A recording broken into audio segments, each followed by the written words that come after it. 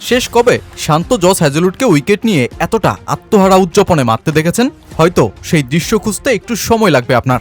স্বাগতম বিরাট কোহলির royal Challengers বেঙ্গালুরুর সাইক্লোন রূপের একটা ম্যাচে। দলে আগ্রাসী কোহলি থাকলেও বরং শান্ত ক্রিকেটাররাই বেঙ্গালুরুকে ইতিহাস আর রেকর্ডের পথে নিয়ে যাচ্ছে।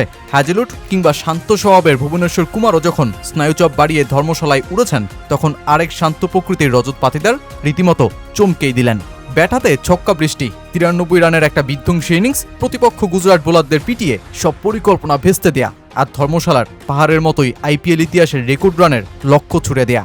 এমন আরসিবিকে দেখার পর গুজরাটের তখন আর কী বা করার ছিল? টসে জিতেও ছোট বাউন্ডারির মাঠে শুভমান গিল ব্যাটিংয়ে পাঠিয়েছিলেন বেঙ্গালুরুকে। দ্বিতীয় ইনিংসের ডিও সুবিধা নেয়াই ছিল তার মূল লক্ষ্য, কিন্তু আরসিবি তো অত শত ভাবতে রাজি নয়। দলের সকলেই যখন পারফর্মার হয়ে যায় তখন তো ধামাকাটা ঘটবেই। ডাকআউট থেকে উইকেট, ভেঙ্কটেশ আইয়ার প্রমাণ করলেন নিজেকে। এদিন 19 রান করলেও তার শুরুর ইম্প্যাক্টটা ছিল জরুরি। বিরাট কোহলি তো নিজের বয়সের ছাপ ভুলে বনে গেলেন তরুণ তুর্কি। 25 বলে 43 রানের ইনিংসে ছুঁয়ে বসলেন 600 রানের ঘর। আর এটা কোহলির 6ষষ্ঠতমবার আইপিএলের এক আসরে 600+ রানের কীর্তি, যে রেকর্ডের অন্দরমহলে কোহলি একাই রাজা। তবুও যেন পার্টিটা জমছিল না আরসিবির। এরপর দেবদূত পাড্ডিকেলও 30 রানে ফিরলেন। বিধাতাও বেঙ্গালুরুর পক্ষেই যেন 60টা দিলেন। 12 বলে 20 রানে থাকাকালীন কাগিসো রাবাদা রজত পাতিদারের ক্যাচ ফেলে দিলে নতুন জীবন পেয়ে গিয়ার বদলে পাতিদার হয়ে উঠলেন ব্যাটিং দৈত্য।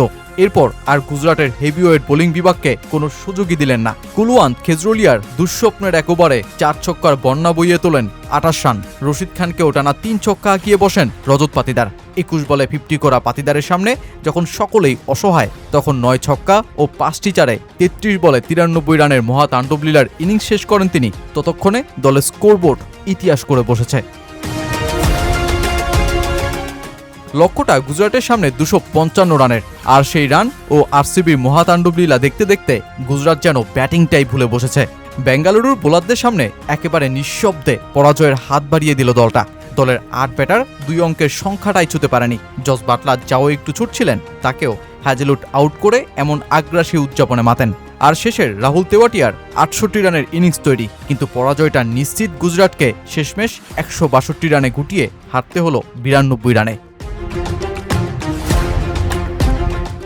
যেই ম্যাচে বেঙ্গালুরু রেকর্ডের পর রেকর্ড করে বসেছে, 254 রান, যা কিনা আইপিএল নকআউট বা প্লে অফ ইতিহাসের সর্বোচ্চ দলীয় সংগ্রহ।